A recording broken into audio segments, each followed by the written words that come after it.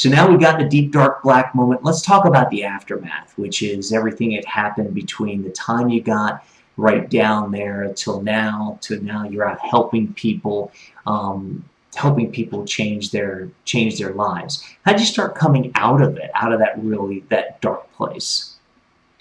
Well, whenever we hit rock bottom, like you was talking about, whenever that rock bottom moment hit, right there, I had to make a choice. And that single choice set a course for all the events that are to follow. And so I started to pull out of it at that moment because I had to send her away. So send her away, because there was no other options. There was no other outcome that would be even close to a positive outcome. And that's after having explored every option there is to explore. So that one choice set things in motion for me to be able to move forward with my life. I went back to work. I went back to work in the mental health industry where I was previously, and so for a long time I just focused on supporting my children, learning to be a single parent, learning how to, which basically that whole 5-year period I was essentially a single parent anyway. So as far as decision making and everything was concerned, so that was part of everything that built along the way. I had to learn to rebuild my life. I had to learn how to hardwire myself, how to change my thought processes, how to change everything about my life to create something new for myself and something successful for myself, so that I could get back to just being alive again, and just having the freedom to live my life and have control of everything that happens to me versus surrendering to circumstances. Exactly. Well, you did what they describe, at least in my view, you did what they do on airplanes when they tell parents to put their oxygen mask on first before the kids. I mean, it's a natural inclination to want to save your children, just like you had a natural inclination to want to save your wife. People watching this video had a natural inclination to want to save their family, and they believe by doing it one way they're doing that. Well, if it's not working, you've got to look at a different way of doing things and say, okay, how do I really put on my oxygen mask? Joe, for you, it was going back to work, because if you hadn't gone back to work and put on your oxygen mask, then it would have been more of a struggle for you to be a single parent and make the right decisions for your kids. For some people, it might be getting a coach to put on their oxygen mask, right? Right, absolutely, and that's what, as coaches, that's what we're here to do. Is we're here to hopefully turn people. Just nudge them in a direction that leads them away from that deep dark place, and then help pull them up, help them set a mindset, help them understand that they don't have to get to that point, and if they are at that point already, that you can get out. Right. And I thought, and also something you said was very interesting. You went back to something you knew and were comfortable with in the mental health field, right? Right. So the interesting part is that for people on that, coming out, or for the reason that's important to somebody who wants to work with Joe as a coach, is the fact that it's something, how can I put this? So we all have stuff we knew in a previous life. It might not make us a lot of money. It might not be where we want to be. But right. Joe, you made the decision to say, look, it's not where I want to be right now, but I got to do something to start making things better.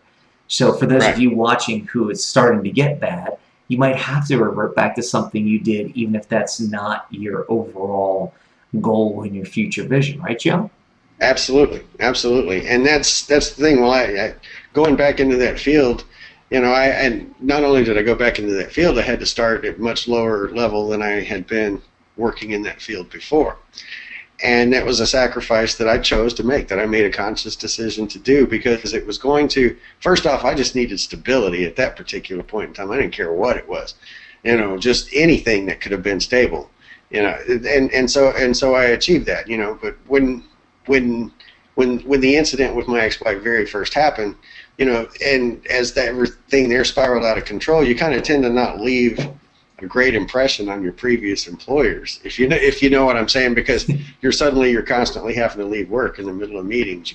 You're not pulling your share anymore and those kinds of things, and so it devastates you, and so I mean, it can devastate you, career wise sometimes too, but you can change that. It doesn't have to stay that way, and that's part of what I get at here as so yeah. As I went back into the mental health field because it was comfort zone. And I worked my way back up a ways, and then I recognized that's when I got into coaching. That's whenever I decided that, look, I have all these skills and these talents and things that I can help people with, but I can't use any of them because I'm bound by regulatory agencies that say, no, you have to go with this single prescribed treatment or else nothing else will work, or we're not allowing anything else other than this, very strict, restrictive guideline. But that you've got a technique or something that can help someone. That's whenever I had enough, and I just said, I'm going to take all of this leadership training, all of this interpersonal communication training, all of this motivation training, and all of everything that I have, and my study of human behavior, and I'm going to become someone who helps people get out of these types of situations, that helps people be able to move forward in life with success versus having to be stuck and just spinning your wheels, no matter what their definition of success may be. I love it. I love the way you just summarized it and gave a great example of what truly happens in that aftermath of that deep dark place, of that turning point, which is you got back to what you knew, so you got back to stability.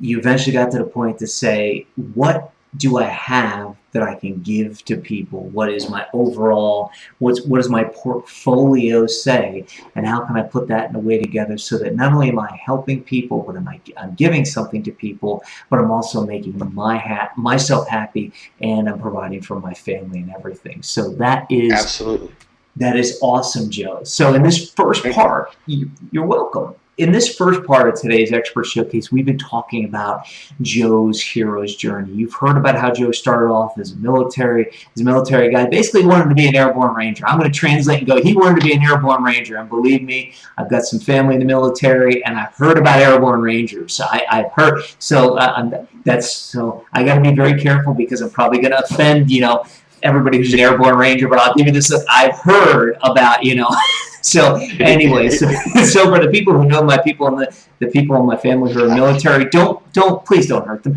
But anyway, that's besides it. When you see them at the reunion, don't give them a noogie because of what I just said. So anyway, in all seriousness, you heard how Joe was a military guy, went in for one reason, learned some things, got out, was successful, had a major traumatic life event, got to a deep dark place, and was really stuck. And in the aftermath has been able to take not only his military training, but mental health training and everything else, put it together in a way that's helping him, helping you, and helping everybody. So you got to stick around, because next we're going to jump into getting unstuck, and really the core of Joe's message for today, and asking the question, are you stuck and can't move forward? And we're going to talk about 3 tips to get you going. Before we do that, we want you to stick around, but before we do that, we're going to take a very, very quick break, and then after the break, stick with us. We'll be back, and you'll hear more about how to get unstuck. So once again, stay there, and we'll be right back. To watch the rest of this epic episode now, click on the link below the video. Do it now, you'll be glad you did. Are you still here? What are you waiting for? Watch the rest of this epic episode now by clicking on the link below the video.